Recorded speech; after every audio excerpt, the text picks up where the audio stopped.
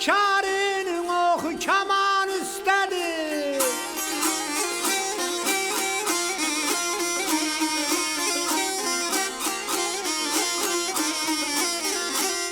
Abele namerde yalvarıncan ay bala düşmerdine yağına.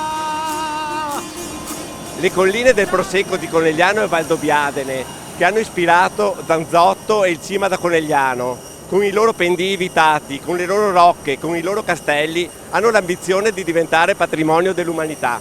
Il quotidiano del Piave parte per Baku, per questa straordinaria avventura, con la consapevolezza che un sì cambierebbe la storia del nostro territorio per sempre.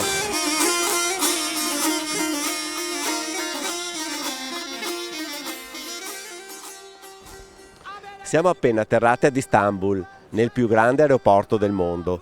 Completato nel 2018, è costato 12 miliardi di dollari.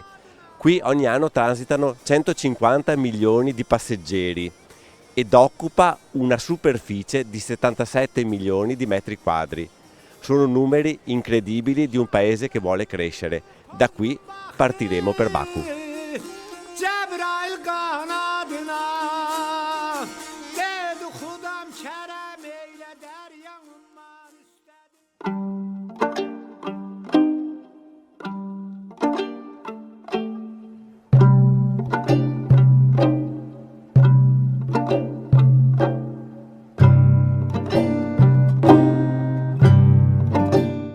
Baku è la città del vento che soffia, tra grattacieli e caos urbano. Viviamo l'attesa per il grande giorno.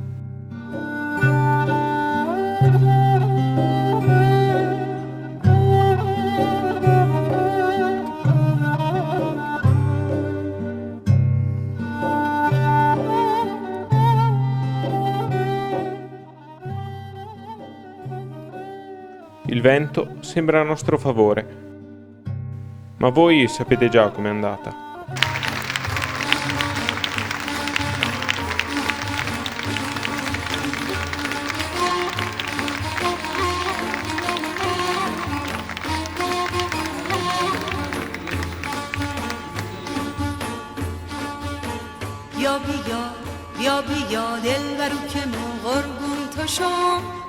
Cari lettori di QDP, ci troviamo nell'ambasciata italiana di Baku.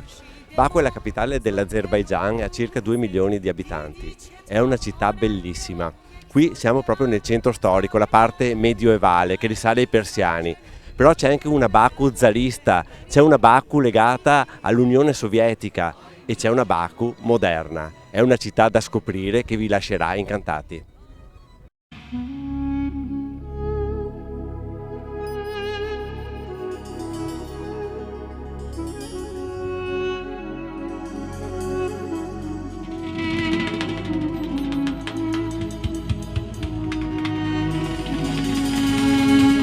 Purtroppo abbiamo un solo giorno per visitare Baku e i dintorni.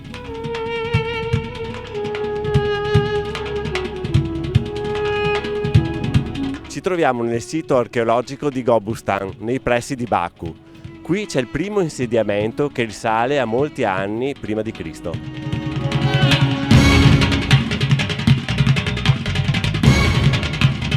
Dal 2007 questo è un sito dell'UNESCO e nel 2008 è stato costruito il museo.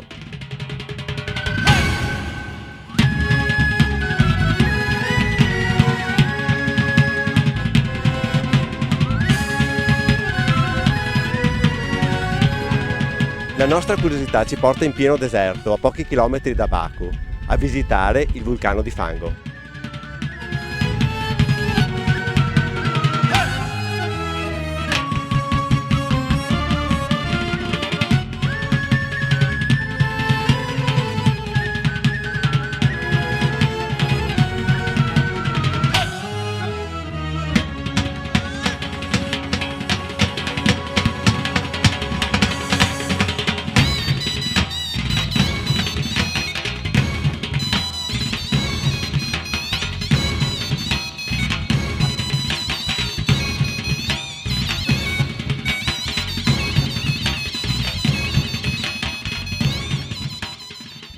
Cari lettori del quotidiano del Piave, il nostro viaggio a Baku termina qui. Siamo partiti con una speranza, ritorniamo con una certezza, la certezza di vivere su delle colline che sono patrimonio dell'umanità.